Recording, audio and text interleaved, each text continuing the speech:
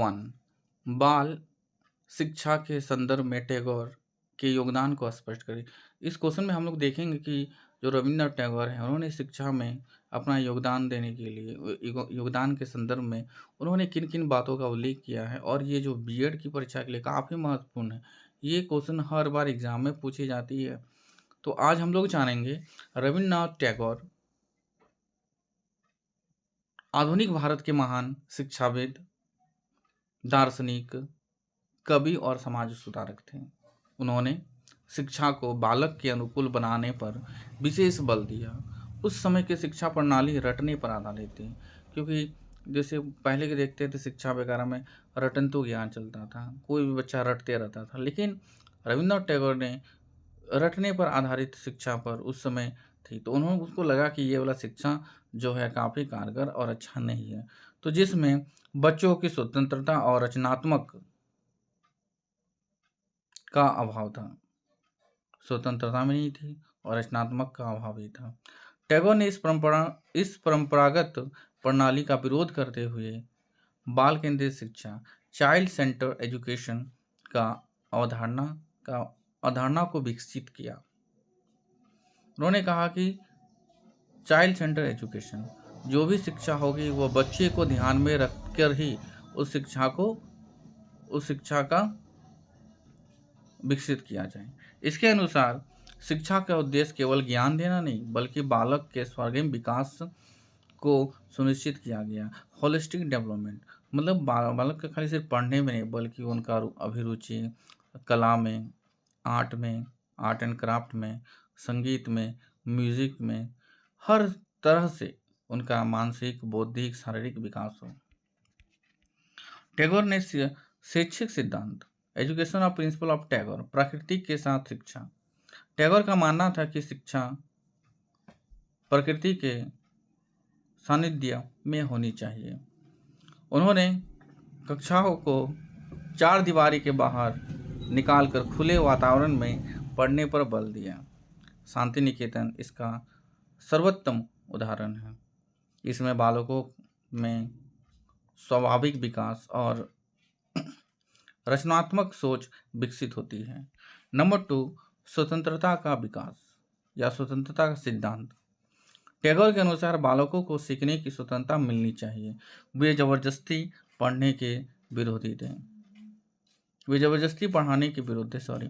उन्होंने कहा था कि शिक्षा आनंददायक होनी चाहिए, ना कि बोझ। इसमें बालकों में आत्मविश्वास और जिज्ञासा बढ़ती है। रचनात्मक और कला पर बल, emphasis of creativity and arts. Tagore ने शिक्षा में संगीत, नृत्य, चित्रकला और नाटक को महत्वपूर्ण स्थान दिया है। उनका मानना था कि कला के माध्यम से बालक अपनी भावनाओं को व्यक्त करता है।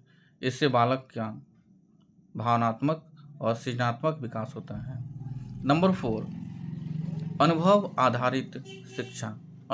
आधारित शिक्षा, लर्निंग बाय डूइंग। टैगोर ने करके सीखने पर जोर दिया।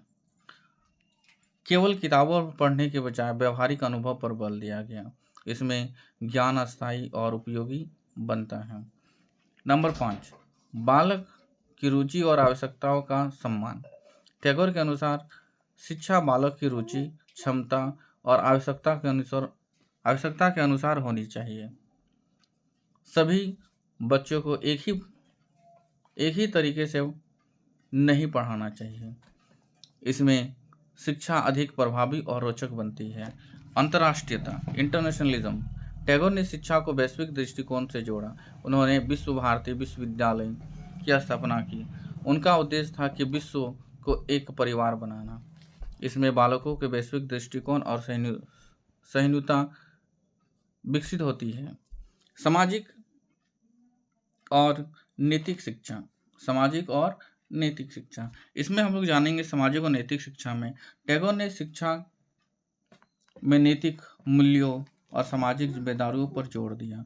उन्होंने प्रेम, सहानुभूति और सहयोग की भावना विकसित करने पर बल दिया। शांति निकेतन का महत्व, रोल ऑफ शांति निकेतन। टैगोर द्वारा स्थापित शांति निकेतन उनकी शिक्षा प्रणाली का व्यवहारिक रूप था।